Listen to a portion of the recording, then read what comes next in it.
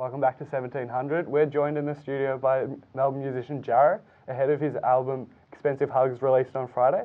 Jarrow, how's it going? I'm doing great. How are you? Yeah, not too bad. Is it exciting?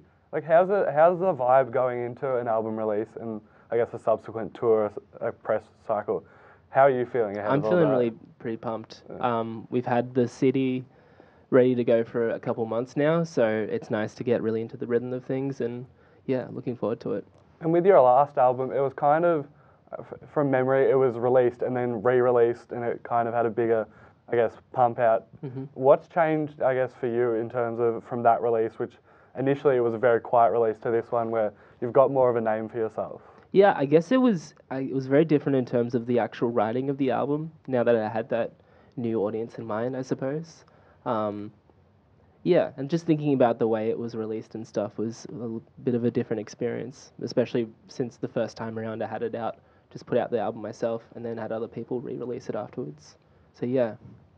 So I've heard that this time you've been a bit more experimental with your music style. So how was that? How did you find that creative process, and has it inspired you to be more experimental with future projects, or will you just stay with this new style? I guess it's like, I think it comes down to just trying out different things with my music and just seeing what works in the sort of the Jarrow setting of the recording. And yeah, in the next couple months, in terms of the live shows that we're doing, I'm really looking to mix it up and add in new elements in terms of synthesizer and different sorts of things. So yeah, I'm interested to see how it comes. I have the power to do more things creatively, which I'm really looking forward to. Was that always a goal, to incorporate synthesizers into the live show? Because you've definitely been a bit more, I guess, garage rock in the past. Yeah, definitely. What's led to, I guess, this change of direction? These are good questions. I have to really rack my brain on these ones. I guess I've been recording a lot with synthesizer and a lot of piano and keyboard stuff in the past, but I've kind of focused more on the 4-piece band setup. But now that I'm writing more with using synthesizers and keyboards, it's something I want to bring to the live shows as well. What's the name of your tour, and where can we find out more? So it's the Expensive Hugs LP tour, I guess. We'll be performing at the John Curtin Hotel on the 4th of May. And then the next Thursday at the Bloodhound Bar in Sydney, in Brisbane, sorry, and then Sydney the next day at the Oxford Art Factory Gallery.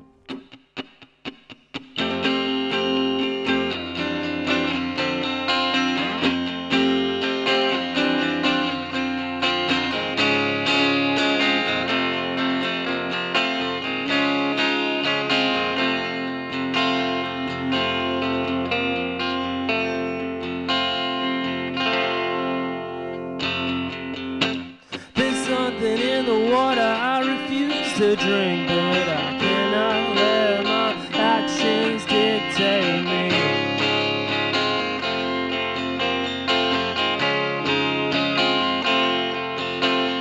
I want to stay sober, but I binge instead. I'm a privileged piece of dump in a queen-size bed.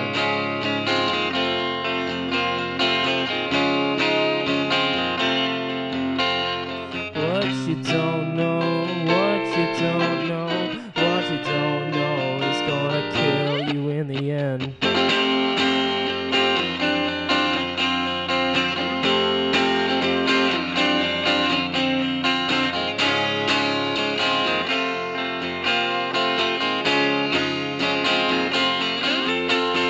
She said I'm less charismatic than the kitchen sink, and I cannot let my actions dictate me.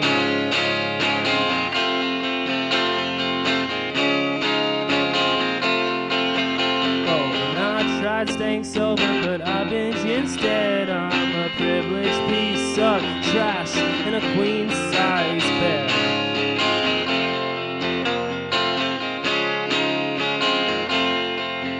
Oh, what you don't know, what you don't know, what you don't know is gonna kill you in the what you don't know, what you don't know, what you don't know is gonna kill you in the what you don't know.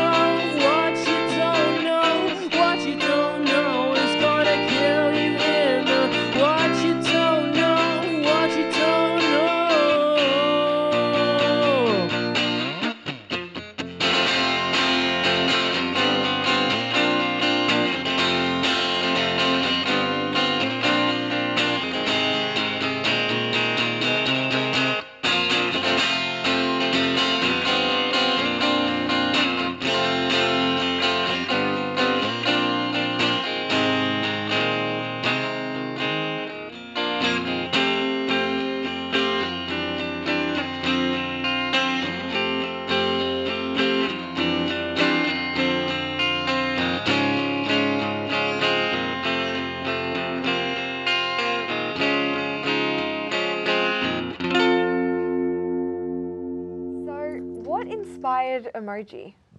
I think I was inspired by, I guess a lot of the songs on the new album talk about technology, I guess, and I guess sort of like modern culture in a way, because that's something I like. I like to reference a lot of pop culture stuff in the songs that I write, so I guess it came from that. Is technology, I guess, something that plays a big part in your life? Yeah, definitely. I think, yeah, I mean, I record basically on my, like, most of my home recording takes place on a laptop, and a lot of it is very, like, it's not really the old-fashioned type of recording, I guess. So from the music side of things, it's very technology-based. And I guess even in that song, I have, like, auto-tune at the start of the song, and I guess that kind of plays into it as well a little bit. Yeah, I've seen a lot of artists take advantage of the new sound technologies available, such as loop system and so forth. Yeah. So going back to Emoji, I watched a bit of your video, which was really, really interesting. In the video, Jarrow wears this big paper mache head. So can you tell us more about that head? Yes. So and what it represents? The director of the video, my friend Hayden Nettle, he came up with the idea of the story. It's basically like a love story centered around this character who wears a giant paper mache head with a likeness to me. And it kind of it opens up on him waking up the next day from a big night, and it's sort of following that journey back a little bit. But yeah, he basically made the whole mask himself. Most of the budget of the video went into the mask, pretty much. But it looks great, and I've still pretty much got it in my house, which I take to shows and stuff. And you've released 2 more music videos. Is there a plan, I guess, in the works to have a music video for every song, or was that just... That was actually, yeah, that was a plan from just after I finished the album. I thought about having because I think each of the songs kind of tell their own stories, and most of the people that I've worked with have different ideas for different songs. But I do have a 4th video in the works, but I can't talk about that one yet. But yeah, that should be... Stay tuned for that. Yeah. That should be after the album. There should be a 4th video coming out. And I guess where do you draw the ideas for each music video from, and how do you link them with which song it will go with? I guess for this album, a lot of the productions of the videos came from the people who directed them. I kind of, whereas the first album I kind of directed most of them myself, I kind of gave my friends the opportunity to take on video creating duties and kind of form their own ideas and stories around that, which is cool. It's great to see, like, I've got a pretty big network of friends that are interested in taking lots of creative control, so yeah.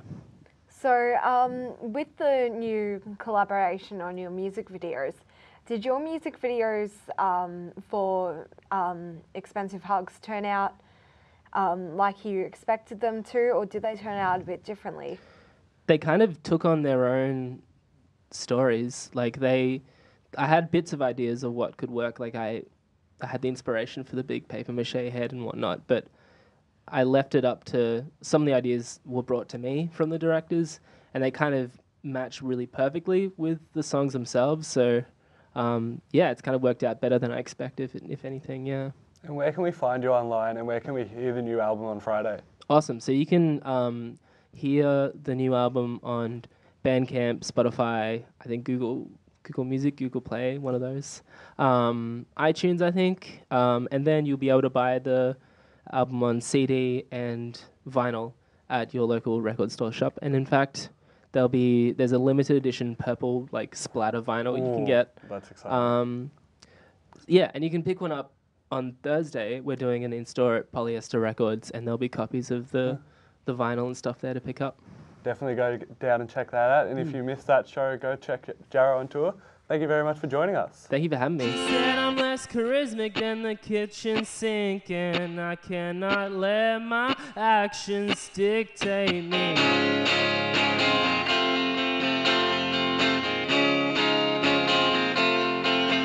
Oh, and I tried staying sober, but I binge instead.